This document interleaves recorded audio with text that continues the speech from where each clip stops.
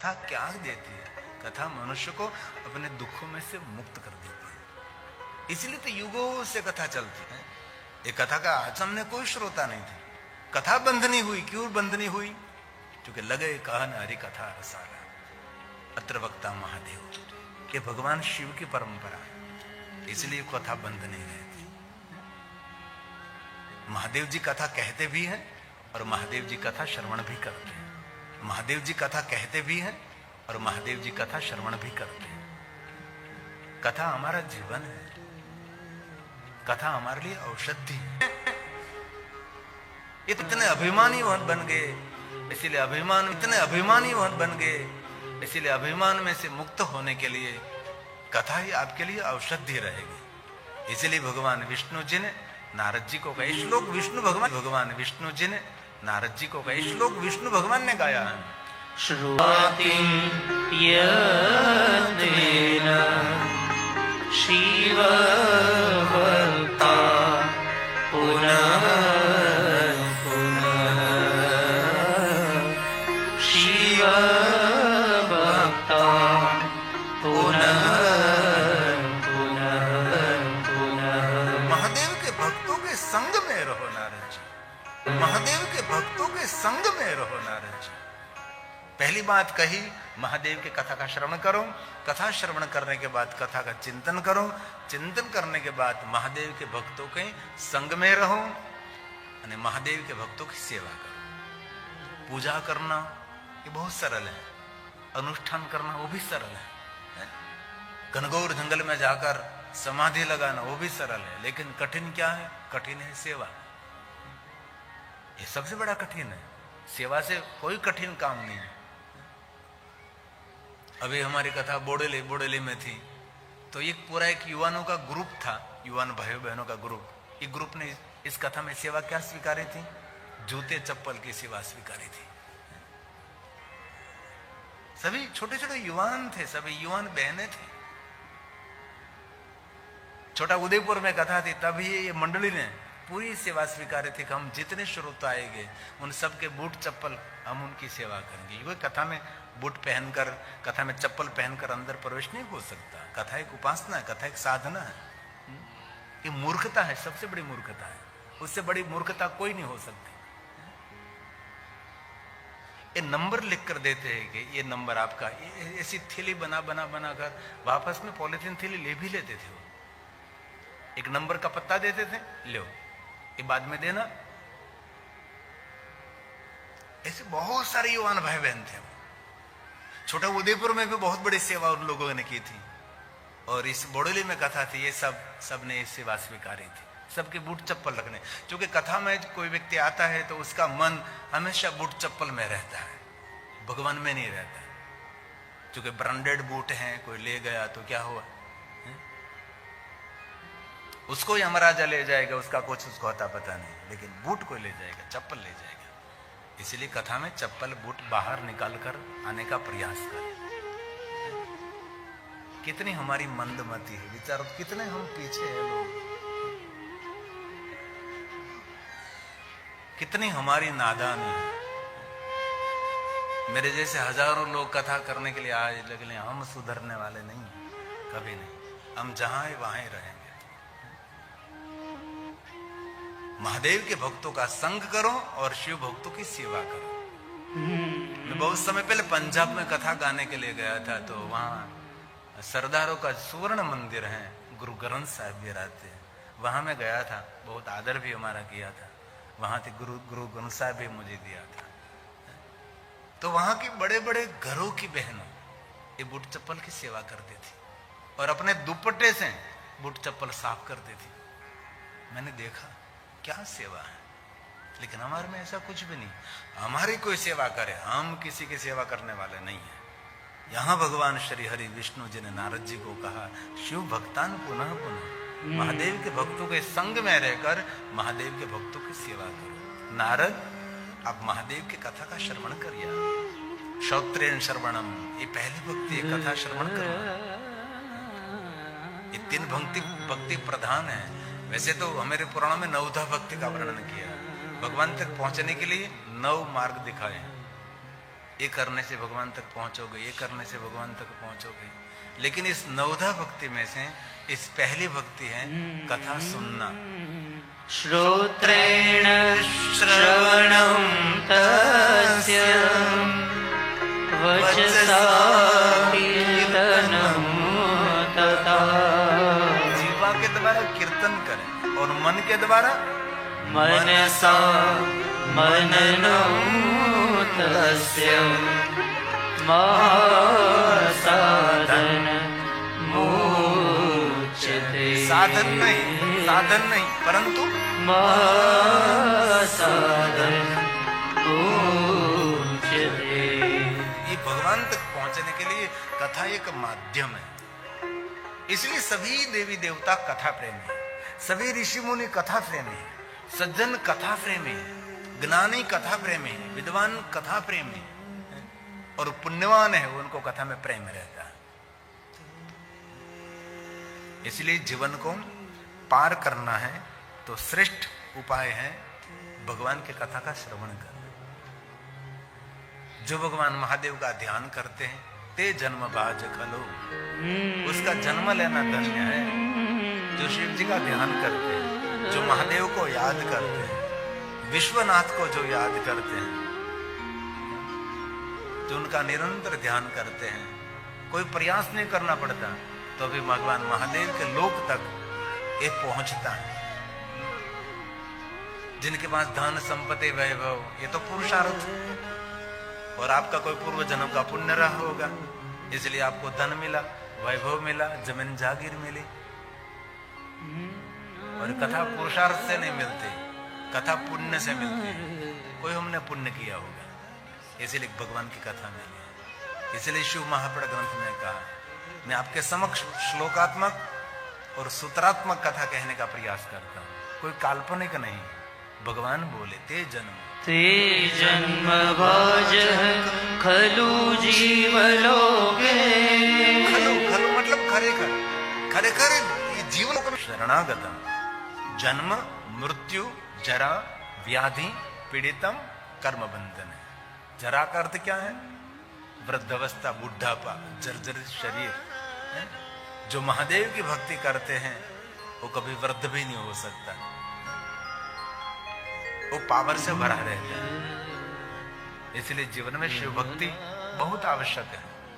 आप कोई भी संप्रदाय में, कोई भी विचारधारा में हो, लेकिन कोई भी भक्ति, कोई भी मार्ग में जब अक्कड़ता आती है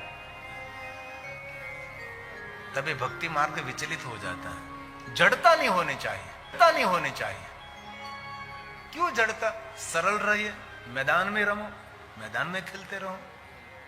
और शंकर जी हमारा सबसे बड़ा मैदान है, वो सनातन है, कोई अंत नहीं है, ये शिव है। इसलिए भगवान महर्षि वेदव्यास जी ने कहा ते जन्म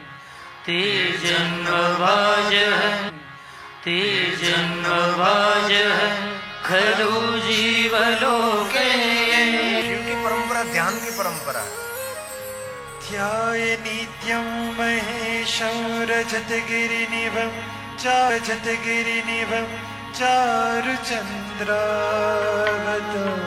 कहीं भी भगवान महादेव का रूप, वर्णन, स्वरूप आप ऐसे देखोगे, भगवान ध्यानस्थ है, भगवान समाधि में, महादेव जी ध्यान में, और कुछ नहीं।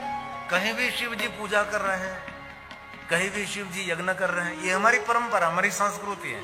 लेकिन शिव जी के बारे में मैं कहता हूं तो महादेव जी का पूरा चरित्र ये ध्यान से लगा हुआ है, इसलिए ध्यान में रहने वाला देव है। और एक बात मैं बहुत हृदय से कहना चाहता हूं, शिवालय का गर्भगृह ये ध्यान केंद्र है, लेकिन ध्यान करने वाले लोग कम वहां मिलेंगे आपको।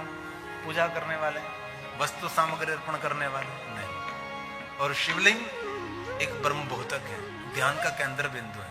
कभी अनुभव करना, शिवलिंग के सामने आप बैठ जाइए, एक भी विचार आप नहीं कर सकोगे, सभी विचारों पर अंकुश कर लेता है शिवलिंग। और दूसरी बात, कभी अनुभूति करना, कभी हमारा प्रथम ज्योतिर्लिंग सोमनाथ महादेव में जाकर, सोमनाथ महादेव का जो गर्भगृह है उनके अंदर शिवलिंग है, उनके सामने खड़े रहकर कोई व्यक्ति कोई दूसरा विचार कर ही नहीं सकता है, विचार शून्य कर देते हैं। ये शिवलिंग बहुत बड़ा विज्ञान है।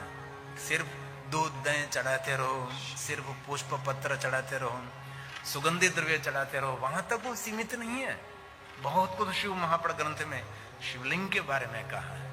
इसलिए शिव जी ध्यान का देवता है, इसीलिए ध्यान नित्यम महेशम। नित्यम महेशम रजत गिरिनिभं चारु चंद्रावतंसं रत्नाकल्पोज्ज्वलाटं परशुमृगवराभीतिहस्तं प्रसन्नं पद्मासीनं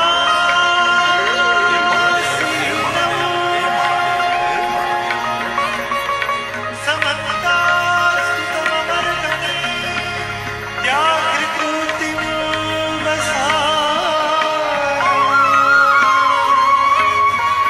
विश्वाद्यं विश्ववन्द्यं निखिलभयहरं पञ्चवक्त्रं त्रिनेत्रं विश्वाद्यं विश्ववन्द्यं निखिलभयहरं पञ्चवक्त्रम्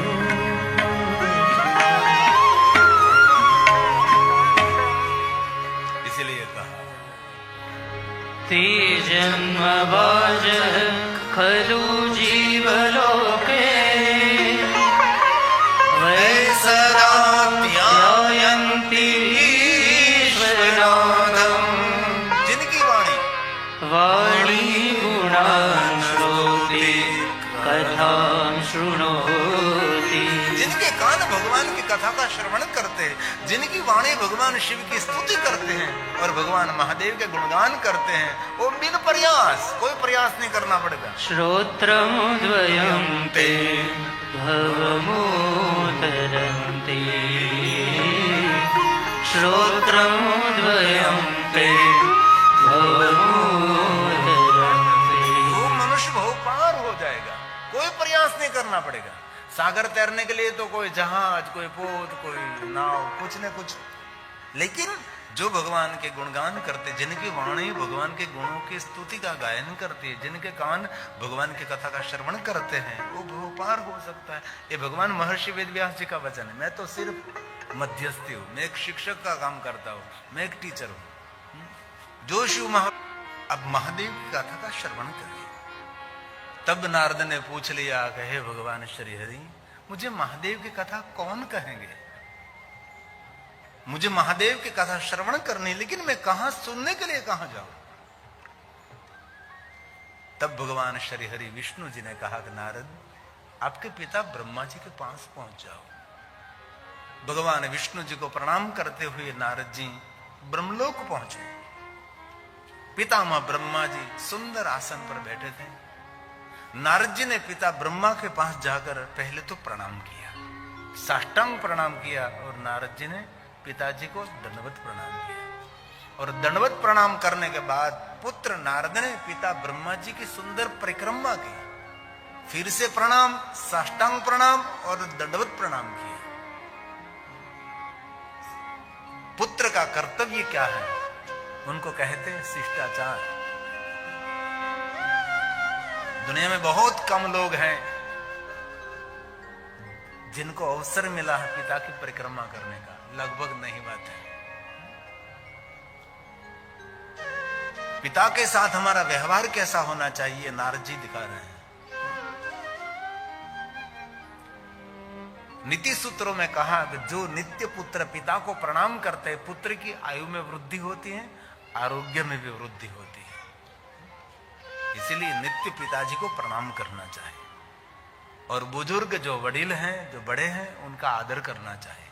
उनको कहते शिष्टाचार। आचार्य पुरुष लोके भवति निंदिता। जिनमें जीवन जीने का कोई व्यवहार ही नहीं उनके पास, वो निंदा के पात्र बनते हैं। किसके साथ कैसा व्यवहार करना चाहिए वो हमको पता होना चाहिए। कभी अवसर मिले तो पिताजी की परिक्रमा करें, रोज प्रणाम करें, मधुर व्यवहार करें। नारद जी ने बहुत सुंदर पिता के साथ व्यवहार किया। और हाथ जोड़कर कहा, हे पिताजी, आपके पास मैं इसीलिए आया हूं कि आप मुझे महादेव की कथा कहें। तब ब्रह्मा जी अपने आसन से खड़े होकर पुत्र नारद को प्रणाम करने लगे। तब नारद के मन में संशय हुआ, अरे पिताजी, मैं आपका पुत्र हूं। पुत्र पिताजी को प्रणाम करे, ये तो हमारी परंपरा है, लेकिन स्वयं हमारे पिता पुत्र को प्रणाम कर रहे हैं। अब मुझे क्यों प्रणाम कर रहे हैं? मेरे मन में कोई संशय हो रहा है। तब ब्रह्मा जी ने बहुत सुंदर कहा कि हे पुत्र नारद, मुझे पता है आप मेरे पुत्र हैं। ये भी पता है मुझे आप साधु हैं, आप मुनियों में श्रेष्ठ हैं। नारदो मुनि सतमा, इसलिए मैं आपको प्रणाम नहीं कर रहा हूं। सुनिए नारद, इस दुनिया का कोई पापी से भी पापी व्यक्ति हो, जिनके पापों का मैं वर्णन न कर सकूं, ऐसा कोई पापी व्यक्ति हो, उनके मुख में से शब्द प्रकट हो, उनके मुख में से शब्द निकले कि मुझे महादेव की कथा श्रवण करनी है, तो हे नारद, ये महापापी भी वंदन करने के लिए योग्य है, वंदन करने के लिए पात्र है। अब तो संत हैं, अब तो साधु हैं, तपस्वी हैं, ज्ञानी हैं। परंतु हे नारद, दुनिया नो कोई पापी मानस हो ये पण એવું બોલે કે મારે મહાદેવની કથા સાંભળવી છે, એ સમયે પાપી માણસ પણ પ્રણામ કરવાને યોગ્ય બને છે, એ પ્રણમ્ય બને છે। હવે આટલું તો આપણે વિચારી શકીએ ને, મુખમાંથી શબ્દ નીકળે કે મારે મહાદેવની કથા સાંભળવી છે, આટલું બોલવા માત્રથી જો માણસ પ્રણમ્ય બની જતો હોય, વંદનીય બનતો હોય, તો જે માણસ પૂર્ણ શિવ મહાપણ કથાનું શ્રવણ કરે છે, ફલમ વક્તું ન શકનો નહીં, એના પુણ્ય તેના ફલનું કોઈ વર્ણન ન કરી શકે। નાંતમ દેવા વિજાનંતી, કોઈ દેવતા પણ તેના પુણ્યનો મહિમા ન ગાઈ શકે જે મહાદેવની કથાનું શ્રવણ કરે છે। આ ચિત્ત શુદ્ધિ રસાયણ છે, કથા અમારી ઔષધિ છે। नारद विराजे, मैं आपको भगवान महादेव की कथा कहूं। अब ब्रह्मा जी ब्रह्मलोक में भगवान महादेव की कथा का प्रारंभ कर रहे हैं। ब्रह्मा ने कहा, हे नारद, लोक हित के लिए, जगत हित के लिए, जगत सुख के लिए, जगत पर उपकार करने के लिए, हे नारद, मैं आपको भगवान महादेव की कथा कहूंगा। कथा क्यों? जगत हित के लिए, लोक हित के लिए, जगत पर उपकार करने के लिए भगवान महादेव की कथा है। अब ब्रह्मा जी शिव महापण कथा का प्रारंभ कर रहे हैं। अब कथा में हम प्रवेश कर रहे हैं, कथा का हम द्वार खोल रहे हैं। हे साधु, हे साधु, हे साधु, स्वयं ब्रह्मा जी बोले ब्रह्मलोक में, भो ब्रह्मन् साधो पृष्ठोऽहम्। हे साधु, हे साधु। कथा कौन श्रवण करते हैं? साधु। साधु कौन है? जो साधना में रत रहता है। साधु कौन है? जो सावधानी पूर्वक अपना जीवन बिता रहा है। साधु मतलब कोई गणवेश नहीं, साधु एक गुणवेश है। हम गणवेश को साधु मानते हैं, जरूर ये तो यूनिफॉर्म हमारा है, लेकिन गणवेश प्रधान नहीं है, गुणवेश प्रधान है। दुनिया में बहुत लोगों ने गणवेश तो बहुत सुंदर सुंदर पहन रखे हैं, लेकिन बाह्य उसका रूप देखकर कभी उनका परिचय नहीं हो सकता नहीं, और उसका मूल्यांकन भी नहीं करना चाहिए। उसके व्यवहार के बाद पता लगता है उसका मूल्यांकन क्या है। इसलिए कभी का बाह्य दिखाव देखकर कभी किसी से प्रभावित नहीं होना, कभी नहीं। किसी का रूप, किसी का सौंदर्य, किसी के सुंदर वस्त्र, किसी की धन संपत्ति, किसी का वैभव, नहीं नहीं नहीं, बाह्य दिखाव देख कभी प्रभावित नहीं। प्रभावित होना है तो उसके सद्गुणों से प्रभावित हो सकते हैं। मेरे महादेव के पास कोई रूप नहीं, कोई सोना चांदी हीरा मोती नहीं, कोई श्वेतांबर नहीं, कोई पीतांबर नहीं, कोई लीलांबर नहीं है? तभी पूरे विश्व के देवता जिनसे प्रभावित रहते हैं, क्योंकि शिव जी की दुनिया में गुण प्रधान है, इसीलिए रूप प्रधान नहीं, गुण प्रधान। इसलिए बहुत लोग की मानसिकता होती है, किसी ने बहुत मूल्यवान घड़ी पहनी, किसी ने बहुत बड़े बड़े सोने चांदी के आभूषण पहने तो प्रभावित हो जाते हैं। महामंत्र की तरह की बात याद रखना, किसी से प्रभावित नहीं होना है और किसी से आकर्षित नहीं होना है, कभी नहीं। भगवान महादेव ने पूरे विश्व को आकर्षित कर रखा है। क्यों? भगवान महादेव गुणों का भंडार है। कोई भी दुनिया का वो एक व्यक्ति ऐसा कहे कि महादेव में दुर्गुण है, कभी नहीं हो सकता। सभी गुणों का भंडार मेरा महादेव, एक भी दुर्गुण नहीं शिव जी में, वो शिव है। इसलिए महामंत्र की तरह बात याद रखना है, किसी से आकर्षित नहीं होना है, किसी से प्रभावित नहीं होना है, और सब पर भाव प्रकट करना है, बस भाव से।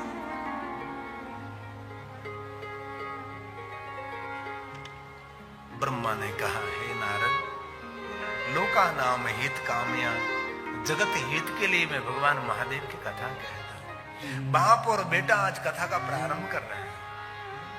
हे साधु, हे साधु, हे साधु। ओ ब्रह्मन् साधु पुरुषोऽहम्, हे साधु, त्वया विबुध सतमः, लोकोपकारिणा नित्यं, लोकानां हितकाम्यया। क्यों कथा? कथा किस लिए? लोकानां हितकाम्यया। जगत हित के लिए, लोक हित के लिए मैं आपको भगवान महादेव की कथा कहूंगा। कथा एक अनुष्ठान है, कथा एक साधना है, कथा एक उपासना है।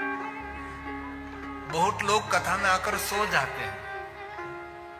मुझे तो कभी कभी शंका होती है कि दिन में कथा हो रही है तो लोग सो जाते हैं, तो रात में क्या हालत होती होगी उसकी, है? दिवस में कथा थती હોય તો લોકો સૂઈ જાય છે, તો રાત્રે તો શું એની હાલત છે। પણ એક વાત કહું, જે પોતાના જીવનથી જાગી ગયા છે ને એ જ રાત્રે કથા સાંભળવા આવી શકે છે। બાકી સુતેલા તો દિવસે સૂતા રહે છે ને। સુતેલો માણસ તો દિવસે સુતેલો રહે છે। પિતા કથા કહે ને પુત્ર કથાનું શ્રવણ કરે। અમારે કોઈ ગામમાં કથા હતી તો કોઈ મને પૂછેલું કે ટાઈમ, ત્યારે મેં પૂછ્યું કે આનું કારણ કયું? ત્યારે દીકરાએ બહુ સરસ વાત કરેલી ભાઈ જજમાને, કે મારી માએ ને મારા બાપાએ કેટલા વર્ષ મને હિંચકે ઝૂલાવ્યો છે ને મને ખબર નથી, પણ 9 દિવસ મારા બાપાને મારી માને ઝૂલાવી લઉં તો કમસે કમ થોડુંક તો ઋણ ઓછું થાય, થોડુંક તો ઋણ ઓછું પડે, થોડુંક તો ઋણ ઓછું થાય। આ તો 11 વર્ષની કથાનું ચિત્ર છે। અમારા અહીંયા નરા આવ્યા હતા, અમારે કાશીબા હોવરાના। એક યુગ હતો કે માતા પિતાનું મૃત્યુ થાય પછી એમના સ્મરણ અર્થે કથા કરે, પણ અત્યારે યુગ બદલી ગયો છે ને। જ્યારે માતા પિતા દેવલોક પામે અને એની પાછળ કથા કરે યુગ નથી। અત્યારનો યુગ છે જીવિત માતા પિતાને કથા સંભળાવવાનો યુગ છે। માં જીવતી હોય ને બાપ જીવતો હોય અને સુંદર તેને સોફા પર બેસાડી દઈ અને ભગવાનની કથા સંભળાવીએ સાચી પિતૃતૃપ્તિ છે। મેરા પછી સમાધિએ દીવા કરવા જાઓ, મેરા પછી શ્રાદ્ધ નાખીએ, કરવું જોઈએ બધું, પણ સાચું તર્પણ તો એ છે આપના વ્યવહારથી આપના મા બાપના મુખ ઉપર પ્રસન્નતા હોય, એ સાચું પિતૃ તર્પણ છે। આપણા વ્યવહારથી, આપણા વર્તનથી, આપણા જીવન ચરિત્રથી આપણા માતા પિતા સંતુષ્ટ હોય એ શ્રેષ્ઠ પિતૃ તર્પણ છે। એનાથી મોટું પિતૃ તર્પણ હોઈ શકે છે? આપણને જોઈને આપણો બાપ એવો એમ બોલવો જોઈએ કે આવો દીકરો ભગવાન સૌને આપશે। આપણી માં ગર્જના કરીને કહેવી જોઈએ કે જેવો મારો દીકરો ગુણવાન છે એવો દીકરો ભગવાન સૌને મળે। આને જીવન કહેવાય। આ તો માં બોલે કે આના કરતા પેટમાં પાણો પડ્યો તો સારું હતું, એ જીવન જીવન છે। અમારે બહુ વર્ષો પહેલા એક ઠક્કર સમાજ કચ્છની અંદર કથા ચાલતી હતી, એમાં સાસુએ તેની પુત્રવધૂને કહ્યું કે હું મરી જાઉં ને ત્યાર પછી મારા દીકરાને કહેજે કે ગિરિબાપુને શિવમાં પણ કથા કરે। એવું એમની સાસુ બોલી ગયા એટલે સાસુ ઉપર હતી, એ પુત્રવધુ નીચે આવીને એ સમયે એના પતિદેવને ફોન કર્યો કે આજે બા એવું બોલ્યા કે હું ગુજરી જાઉં પછી તું શિવ મહાપણ કથા ગિરિબાપુની કરજે. તો એની પુત્રવધુએ કહ્યું કે અત્યારે જ તમે જાઓ ગિરિબાપુ પાસે, બા મરી જાય ને પછી એમને એવું નહીં. અને એનું નામ નિખિલ ઠક્કર દોડતો દોડતો મારી પાસે આવ્યો, બાપુ મારી ઘરવાળાએ આવો મને ફોન કર્યો છે, મારી બા આવું બોલ્યા છે, મને જે તારીખ ખાલી હોય આપો. આને કહેવાય પુત્રવધુ અને આને કહેવાય દીકરા. અને અતિ સુંદર કથા કરેલી કચ્છની અંદર, એમની માતાની પ્રસન્નતા માટે જ, બીજું કાંઈ નહીં. આ કથામાં પણ વિજયાબા એ જ્યાં સુધી જીવતા હતા ત્યાં સુધી કથાનું શ્રવણ કરતા રહ્યા અને પછી જતા જતા કહેતા ગયા કે હું જતી રહું પછી શિવ મહાપણ કથાનું આયોજન કરજો, સુરતમાં જ કરજો. અને પાછું મારા માટે કહેતા ગયા કે એ ગિરિબાપુના મુખેથી જ કરાવજો, એટલે મારું પણ અહોભાગ્ય કહેવાય ને.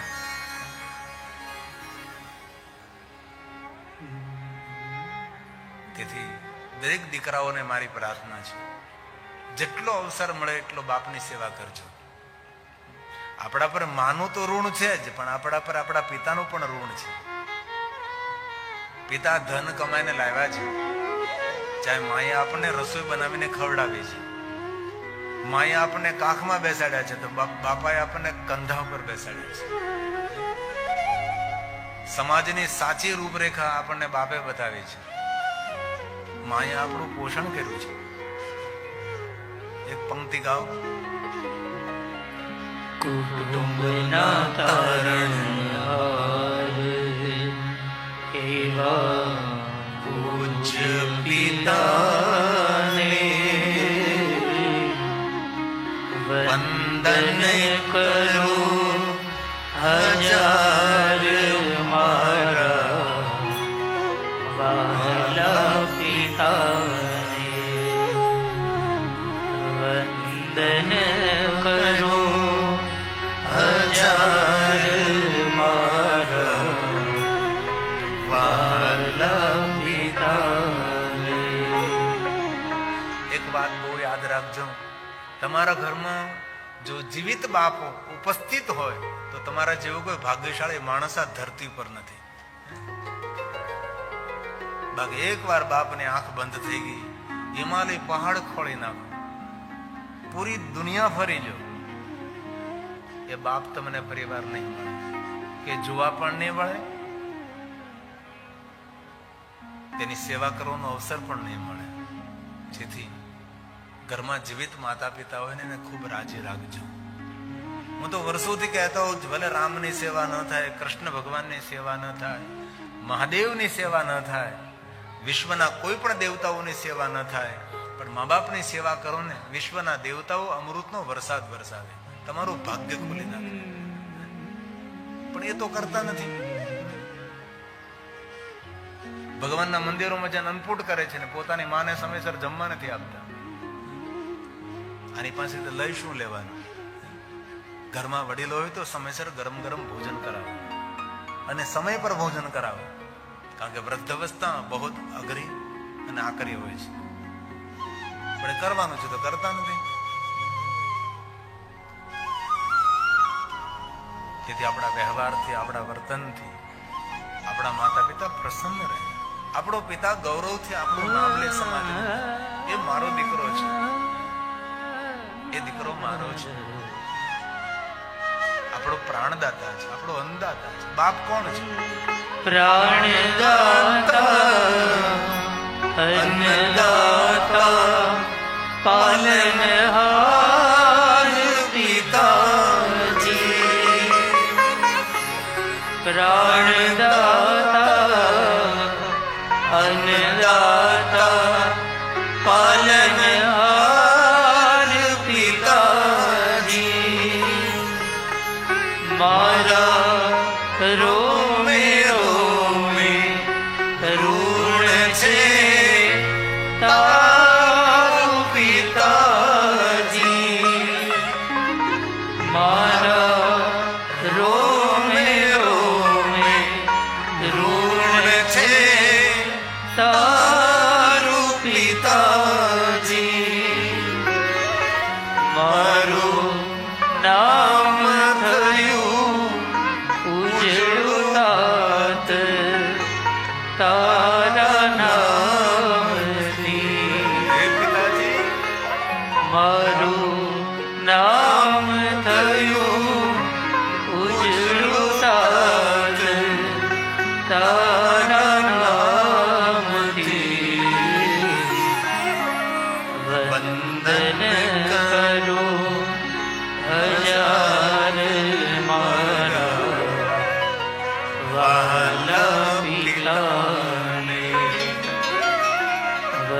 वंदन करूं हजार मारा वहला पिता ने। સાંજે ઓફિસેથી ઘરે આવો, તમારા કામ ધંધેથી આવો, સાંજ પડે થોડી વાર માતા પિતાના ચરણ દબાવજો. બાપના પગના તળિયે તિરાડ પડી ગઈ હોય તો તેમાં થોડુંક વેસેલીન, થોડું ક્રીમ ભરજો, આશીર્વાદ લઈ લેજો. દુનિયાના આપેલા આશીર્વાદ ખાલી જઈ જશે, પણ મા બાપના આશીર્વાદ હશે ને તો તમારો કોઈ વાળ પણ વાંકો નહીં કરી શકે. राधे राधे, हर हर महादेव। तो भक्तों, आपको ये वीडियो कैसी लगी? हेलो भक्तों, राधे राधे, हर हर महादेव। भक्तों, तो वो जो व्यक्ति शिव जी की प्रतिदिन पूजा करता है, शिव जी को प्रतिदिन याद करता है, तो भक्तों उसकी आयु बढ़ती है। तो चलिए जानते हैं गुरु जी ने इस बारे में क्या बताया। कहते हैं जो शिव जी की प्रतिदिन पूजा करते हैं और तो उनको कोई भी बीमारी लगती है तो वो बीमारी तुरंत ठीक हो जाती है। ऐसा कौन सा उपाय करें कि हमारी आयु में वृद्धि हो सके और कोई भी रोग और संकट हो सभी समाप्त हो जाते हैं। तो भक्तों, कैसी लगी आपको वीडियो? अगर आपको ये वीडियो पसंद आए तो मेरे चैनल डिस्कवरी और धर्मा को सब्सक्राइब कीजिए। वीडियो